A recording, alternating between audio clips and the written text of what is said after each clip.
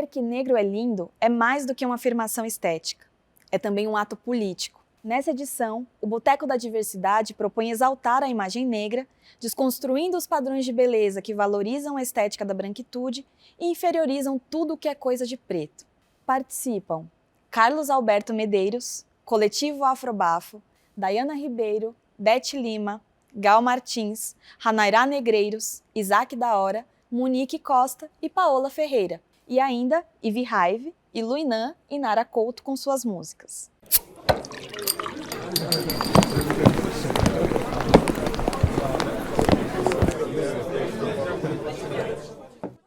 Quem dita o que é belo?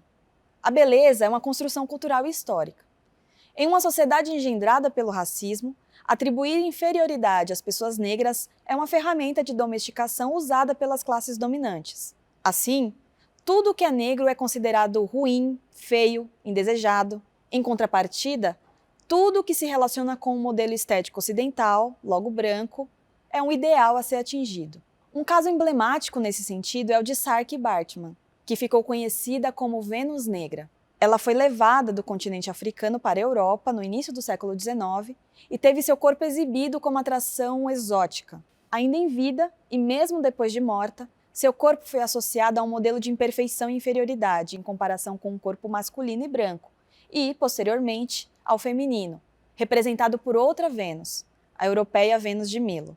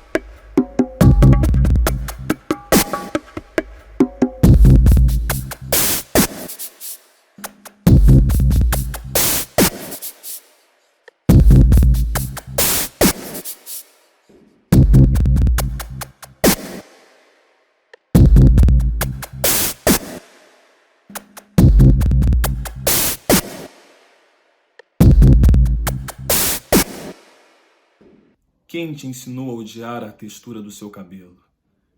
Quem te ensinou a odiar a cor da sua pele, de tal forma que você passa alvejante para ficar como um homem branco?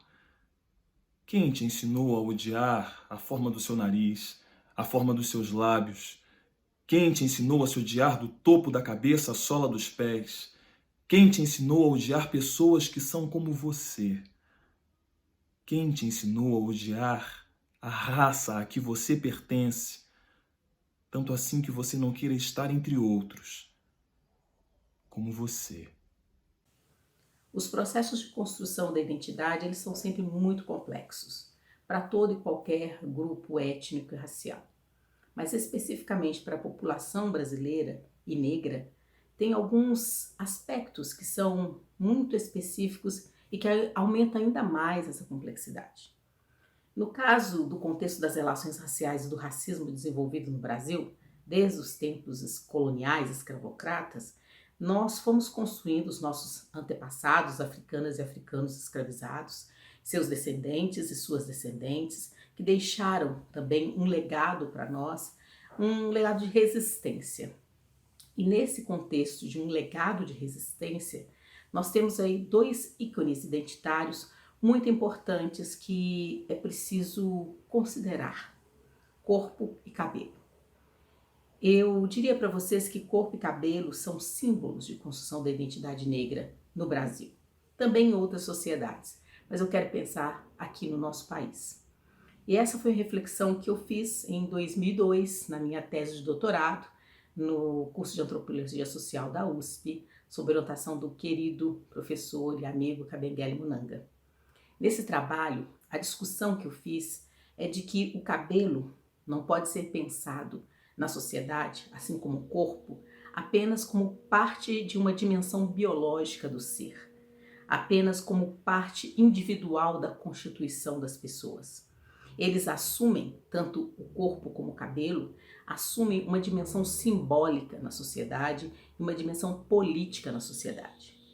No caso do Brasil, o racismo ele faz uma verdadeira radiografia, digamos assim, da corporeidade negra, e sobre esse corpo ele faz incidir uma série de estereótipos negativos. Então, vários livros da literatura sobre a história da África nos contam como é que para os africanos e africanas que viviam no continente antes do processo da escravização, antes do processo do tráfico, como é que o cabelo ele era um símbolo de distinção para diferentes etnias e sociedades africanas. Por meio de um penteado se sabia se aquela pessoa pertencia à realeza, a cargos dentro da realeza, se aquela pessoa tinha ali um cargo sacerdotal, né? E havia um cuidado com a estética, um cuidado com a beleza, um cuidado com o corpo. No processo da escravização e do tráfico, uma das primeiras ações dos que escravizavam, dos europeus escravocratas, era o corte dos cabelos das africanas e dos africanos que eles queriam escravizar. E ao cortar esse cabelo, tinha ali uma intencionalidade que era como se fosse um corte naquela identidade, um corte daquelas raízes que ligavam aquelas pessoas a uma vida comunitária, a uma vida social, a uma cultura, a uma religiosidade. E isso era tudo muito intencional. Mas quando os nossos antepassados, as nossas antepassadas chegaram ao Brasil, na sua luta, na sua resistência e luta por liberdade, eles foram ressignificando justamente essa corporeidade que a escravidão tentava roubar a humanidade dessa corporeidade. E esse legado nos ficou até hoje. Nós ficamos com esse legado, que é uma reinterpretação do corpo e do cabelo na nossa cultura, nas nossas relações de poder. E sobre esses dois elementos da nossa corporeidade, nós fomos inscrevendo formas, leituras de resistência, leituras de revalorização, leituras identitárias. Então, tudo aquilo que o racismo hoje, na nossa sociedade, ele tenta impor sobre nós negros e negras, nós reagimos e resistimos das mais diferentes formas, tanto em movimentos negros organizados, quanto numa luta cotidiana dos negros e das negras em movimento. e nós resistimos dando outra interpretação, dando outros significados a nós mesmos, a nossa vida, a nossa corporidade, a nossa estética. E é por isso, então, que no contexto da ação política de negros e negras na sociedade brasileira e também em outros lugares, nas lutas pelos direitos civis dos negros e negras norte-americanos, nas lutas contra o apartheid na África do Sul, por exemplo, nós, negros e negras, revalorizamos a nossa estética, revalorizamos a nossa beleza, a nossa corporidade e construímos a expressão e a afirmação política beleza negra. Quando se fala em beleza negra no Brasil, não é simplesmente uma questão estética, é uma questão que é estética e política. A construção das identidades se dá a partir do confronto da afirmação de um eu diante de um outro. No caso das identidades negras no Brasil, essa mediação se dá pelo corpo e pelas estéticas negras. No processo de escravização, a retirada de elementos simbólicos dos escravizados era uma ferramenta de manipulação e manutenção do poder colonizador. Mas tais elementos seguiram inscritos em seus corpos, nas suas crenças, nas suas culturas e foram se reconstruindo ao longo da história de diversas maneiras, como nos modos de vestir e manipular os cabelos. A primeira história que eu gostaria de contar é, na verdade, fazer um percurso, né, para a gente imaginar lá no século XVIII, no século XIX, principalmente os vestires de mulheres negras, africanas e afro-brasileiras. Bom, primeiro a gente precisa entender que essas mulheres são plurais e estavam aí inseridas em diversos ofícios. Quando a gente está pensando nesses séculos passados, infelizmente a gente ainda tem a marca da escravidão, mas também tentar entender ali, perceber as belezas e as resistências que essas mulheres manifestavam a partir do seu vestir. Então, não sei se todo mundo aqui conhece a joalheria crioula, né? As joias de crioula, popularmente conhecidas assim. Já tem um campo vasto de estudos que falam desse tipo de joalheria, vestidas por mulheres negras, algumas abastadas que já tinham conseguido comprar as suas alforrias, mulheres que trabalhavam no comércio, nas ruas, principalmente pensando os grandes centros urbanos na época. E essas joias, os balangandãs, os correntões, os brincos, muitas vezes feitos de ouro, de prata, de materiais preciosos, mas não só, eram vestidos por essas mulheres. É interessante a gente perceber que não são só apenas joias, né? Mas na verdade essas joias, elas eram carregadas de simbolismos. Então, por exemplo, os balangandãs, que eram joias levadas à cintura, que tem uma estrutura ali chamada de nave. Essa estrutura ela pode ser aberta e nela vão sendo inseridas uma série dos conhecidos berloques, né? Desses penduricalhos, que na verdade carregam também muitas simbologias, né? E são ali uma reunião de muitos e diversos objetos, cada um ali com o seu significado, inclusive religioso. E é interessante porque essas simbologias, essas características dessas joias, elas são mais conhecidas principalmente por essas mulheres que as vestiam e pelas pessoas que faziam. Os joalheiros, os ourives, que muitas das vezes eram pessoas negras também. Aquelas joias todas, não só os balangandãs, mas os brincos, os colares, estavam cheios de significados protetivos, né?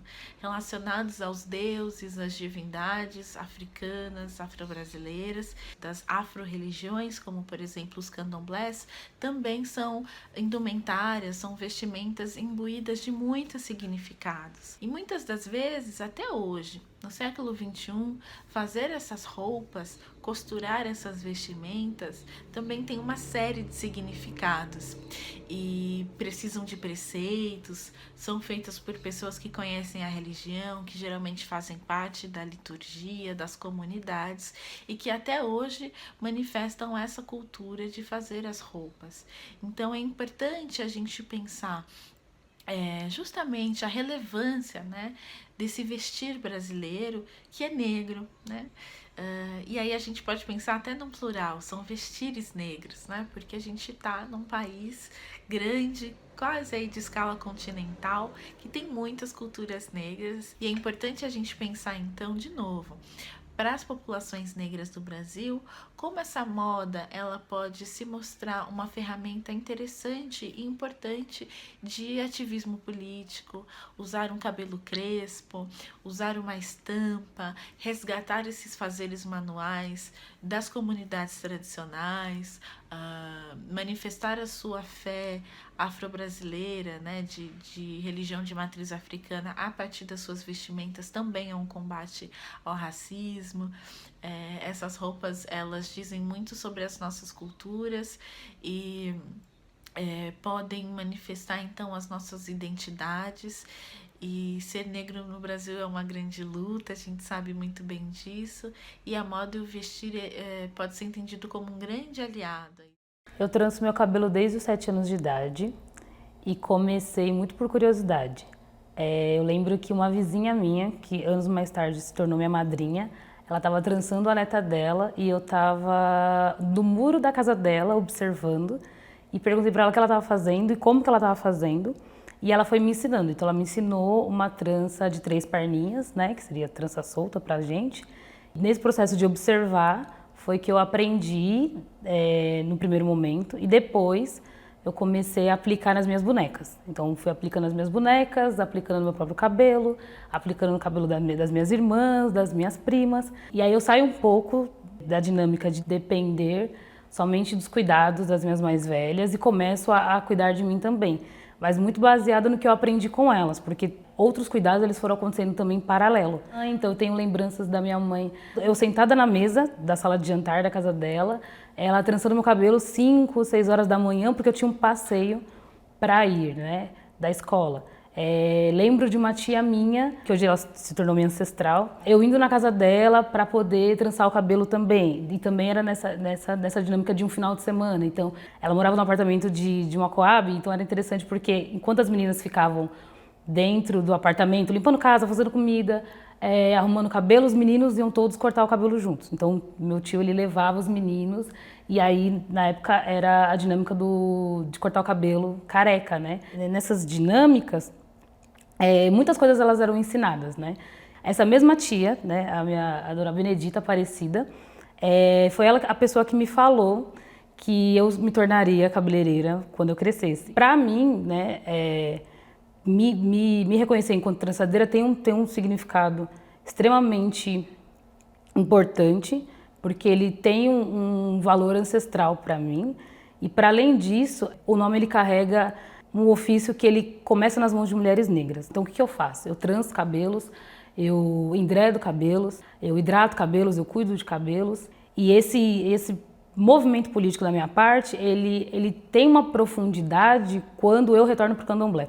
Porque eu ia para o terreiro com a minha mãe e com os meus irmãos quando eu era criança. E aí quando eu vou, então, por minha conta, né? Tá, então essa é a minha escolha de vida, é o momento que eu vou, então, conhecer a cabeça numa dimensão mais profunda.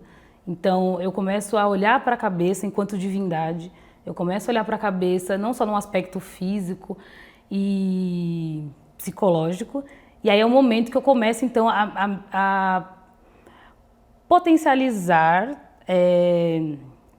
a minha perspectiva de mundo através desse meu ofício. Então, o que eu quero? Eu quero que pessoas que estão chegando, elas possam ter a possibilidade de se verem sem que seja por um olhar estigmatizado. Tem uma frase da Conceição Evaristo que fala que o espelho do Narciso não é nosso. Né? E quando ela diz isso, para mim, tem muito uma relação com o que pessoas negras tentam a vida inteira com relação à sua própria imagem, né? O que a gente faz ou o que a gente não faz com relação à nossa construção identitária, né?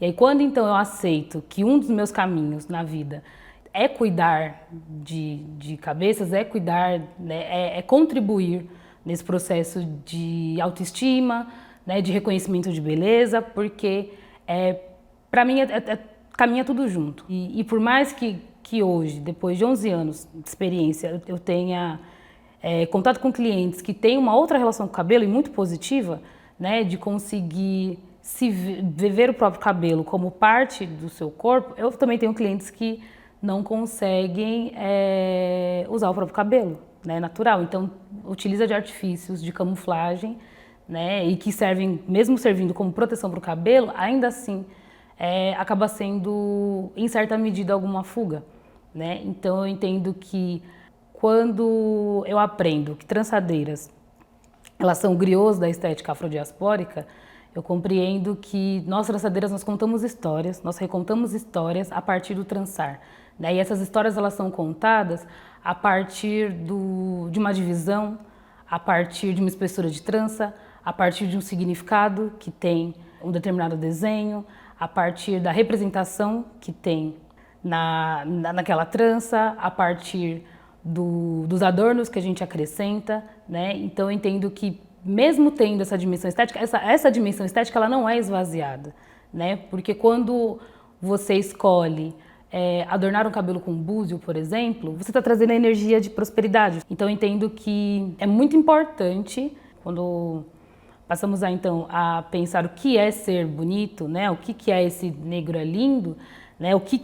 Enquanto no momento que eu me olho no espelho e eu falo, essa mulher, ela é bonita, eu olho e falo, eu sou bonita, o que eu estou enxergando, né?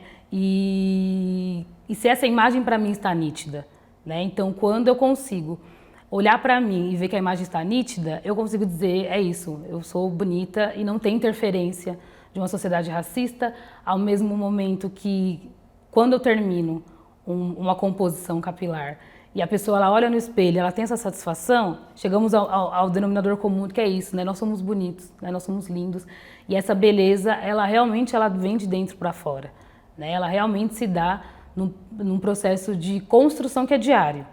Nas décadas de 60 e 70, movimentos como os Panteras Negras nos Estados Unidos e o Movimento de Consciência Negra na África do Sul formulam uma série de ideias que inspiram militantes negros ao redor do mundo, entre elas a valorização da estética negra. O cabelo afro, conhecido também como Black Power, foi considerado um estilo político presente na cabeça de muitos ativistas. O slogan "Negro é lindo" se espalhou pelo mundo. Essa onda chega ao Brasil pelos movimentos culturais, em especial o movimento Black Hill. Nos anos 70, em plena ditadura militar, jovens se reuniam em bailes no subúrbio carioca para dançar soul e afirmar o orgulho de ser negro. Nesse mesmo período, surge também, na cidade de Salvador, o Ilê Aie, criado em 1970 por Mãe Hilda e Alorixá no terreiro de candomblé Ilê Axé de Tolu. O bloco de carnaval usa a cultura para reforçar ações afirmativas em favor do povo negro e, assim, se tornou uma das entidades precursoras do movimento negro brasileiro. Uma das ações que realiza desde 1980 é a Noite da Beleza Negra, um ato de revolução estética e descolonização cultural. Nesse dia, é escolhida a rainha do bloco, conhecida também como Deusa do Ébano. As concorrentes evocam, na maneira de se manifestar e vestir, a memória de uma estética africana que caminha na contramão dos padrões hegemônicos. Era início do ano e eu estava no ensaio da Escola de Samba Mangueira quando fui apresentado a uma pessoa que se tornaria um grande parceiro de aventuras pelo mundo afora, no Rio de Janeiro, na Bahia, na África, especialmente no Senegal, na África do Sul e também nos Estados Unidos, o Achilófio de Oliveira, Dom Filó, que me convidou então para uma festa que ele promovia aos domingos no Renascença Clube, um clube que eu chamaria hoje de Historicamente Negro. O título da festa era Noite do Shaft, em homenagem a um detetive negro, um dos primeiros heróis de filmes de ação afro-americanos, e era um baile de soul, ou seja, um gênero também ligado aos afro-americanos que estava se expandindo pelo Brasil afora, em festas frequentadas praticamente 100% por jovens negros e não tão jovens também. E quando eu chego ao clube, o corredor de entrada ficava um pouco acima do nível do salão e olho para o salão e vejo exatamente um mar de cabeleiras afro. E aquilo me emocionou muito porque, hoje pode não parecer, mas eu fui um dos primeiros a usar esse estilo aqui no Rio de Janeiro e ver aquele monte de gente compartilhando essa linha era como se eu estivesse chegando em casa, a uma casa que eu nunca tinha ido. E nessas festas, nessas noites dos chefs, havia sempre um grupo de pessoas que se reuniam um pouco longe das caixas de som para conversar a respeito de quê? De racismo. Situações que tinham vivenciado, livros que estavam lendo, filmes. E numa dessas reuniões informais, alguém avisou que haveria, no sábado seguinte, uma reunião no Centro de Estudos Afroasiáticos da Faculdade Cândido Mendes, em Ipanema, para debater sobre o 13 de maio, era início de maio. Eu fui a essa reunião, cheguei atrasado, mas me avisaram que haveria outra no sábado seguinte, dessa vez eu cheguei na hora, e ali eu me tornei um militante do movimento negro, ou seja, eu cheguei ao movimento negro pelos bailes de soul. E depois eu fiquei sabendo que o meu caso não era único. Esses bailes que acabaram recebendo o título de bailes black, festas black, Black Rio, Black São Paulo, Black Salvador, Black Porto Alegre, Black Belo Horizonte, então se espalharam pelo Brasil afora e foram um grande componente na constituição de uma identidade negra positiva. Se esse novo movimento negro, ou se essa nova etapa do movimento negro, que começa a surgir no início da década de 1970, tinha como um dos seus objetivos forjar uma identidade negra positiva, na verdade, esses bailes eram como templos de celebração da beleza negra, né? De uma maneira informal, mas havia aquela visão de que nós somos belos, de que que os nossos cabelos são maravilhosos. E isso eu comecei a sentir exatamente naquelas festas. E é importante, muito importante, porque eu creio que, na minha visão, o principal efeito deletério do racismo não é exatamente a discriminação que a gente sofre em determinados lugares, as ofensas, mas muito mais que isso, o que isso produz dentro de nós, ou seja, o sentimento de inferioridade, a ideia de que nós somos feios, de que nossa pele é feia, de que nossos narizes e os nossos lábios são feios, de que nosso cabelo é ruim, ideias que são transmitidas a partir das nossas próprias famílias, reforçadas nas escolas e, sobretudo, pelos meios de comunicação. Então, o que esses bailes proporcionavam era exatamente essa possibilidade de se sentir belo. Isso, para mim, foi fundamental, como eu depois descobri para muitas outras pessoas pelo Brasil afora.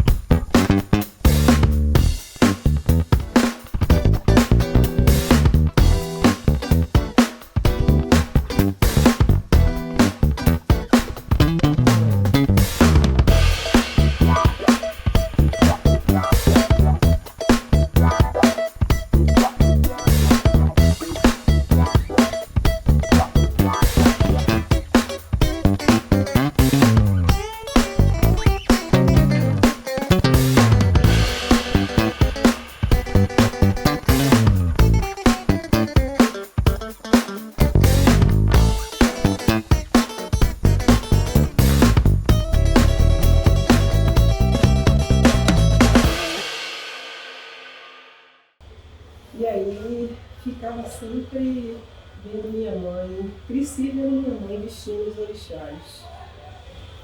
E eu ficava sempre imaginando o que era que eu poderia fazer no corpo de uma mulher negra. Eu falo mulher negra porque eu já cresci, minha mãe dizendo: você é negra, é bonita e tem que ter orgulho disso. Então, um tempo depois, na minha adolescência, surgiu o DAI. E aí eu pude desenvolver todo o meu trabalho, todo esse sonho que eu tinha, né?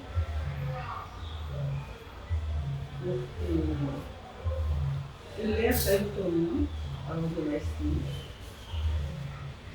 e Ileaí, me deram régua e compasso.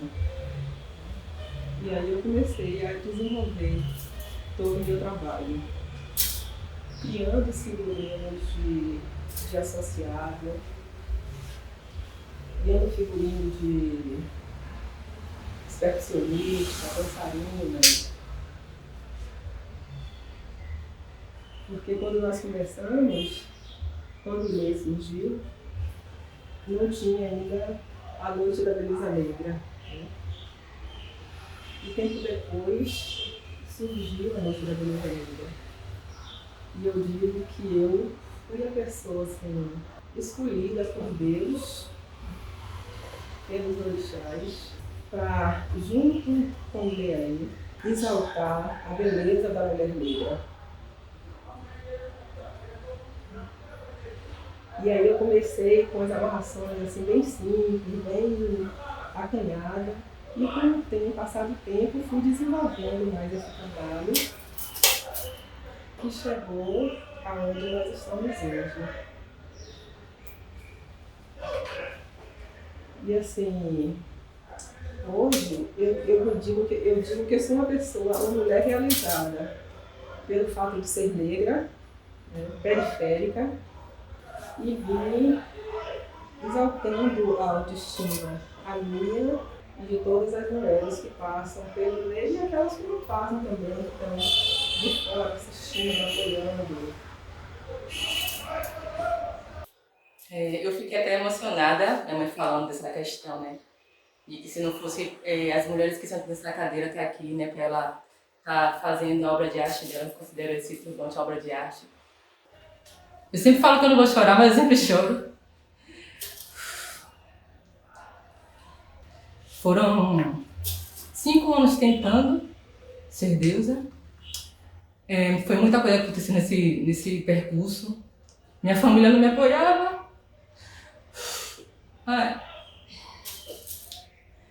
Mas aí o Ileaí me mostrou que eu podia seguir em frente e que eu podia ser deusa, que eu podia ser dona da minha vida, rainha da minha vida, como eu sempre falo, que o ser deusa não é só ter um título, mas sim trazer outras mulheres comigo mesmo, né?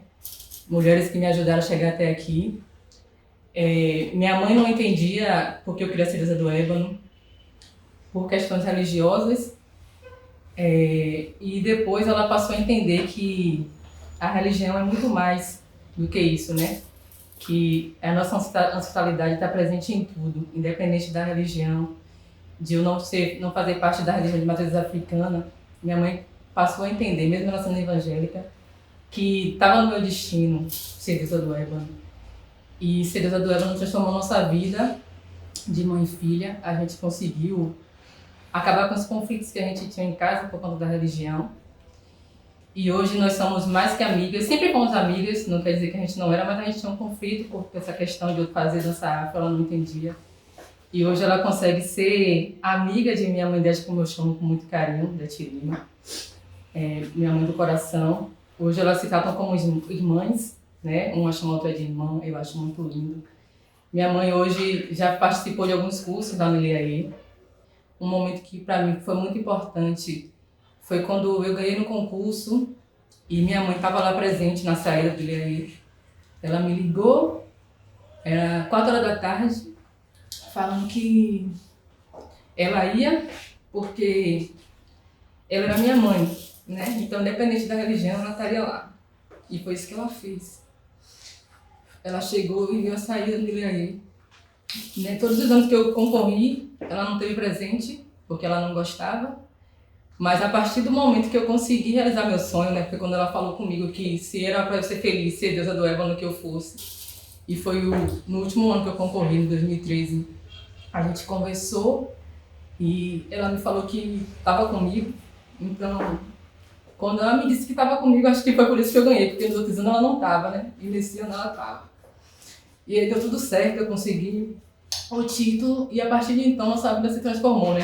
Nossa harmonia familiar. E hoje é só gratidão, só agradecer ele aí por transformar minha vida como um todo, né? Minha vida profissional, minha vida emocional, minha vida familiar. Então, Ilê, aí só gratidão. Então, agradeço a vocês por estarem aqui nesse momento. Essa é a nossa coroa. A coroa de todas as mulheres negras. É esse turbante. Então, assim, é tudo muito...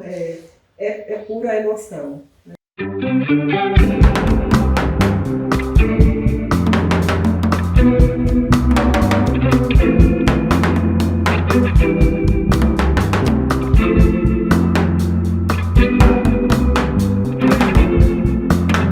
Linda e preta, da cor da noite da Bahia preta, o dia te anuncia, linda e preta, você virá.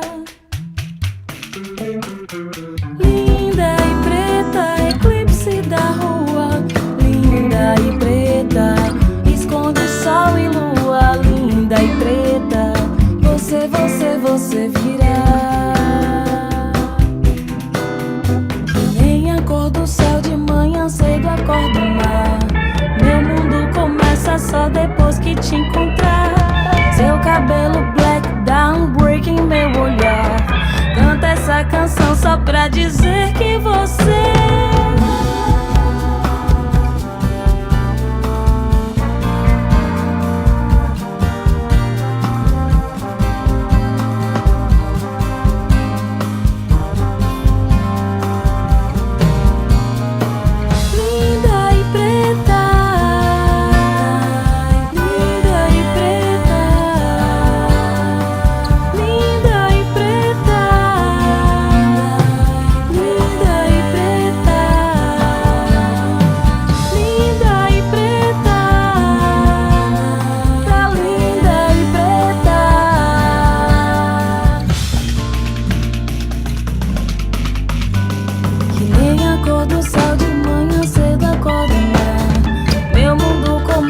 só depois que te encontrar. Seu cabelo black dá um break em meu olhar. Canta essa canção só pra dizer que você, linda e preta, jardim do dia a dia, linda e preta, brincar de alegria, linda e preta, você virá.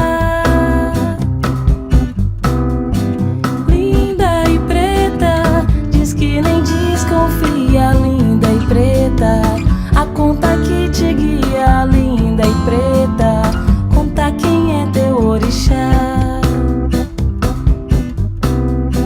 Nem a cor do céu de manhã cedo acorda o mar, meu mundo começa só depois que te encontrar. Seu cabelo black dá um break em meu olhar. Canta essa canção só pra dizer que você... Cada traço do corpo negro guarda um pedaço da nossa memória coletiva. Juntos e juntas, seguimos reescrevendo narrativas e imagens que contam a nossa história. Nesse processo, exaltar as nossas belezas é fundamental. Por tanto tempo, tendo a vista turva, te procurava, mas só viu algum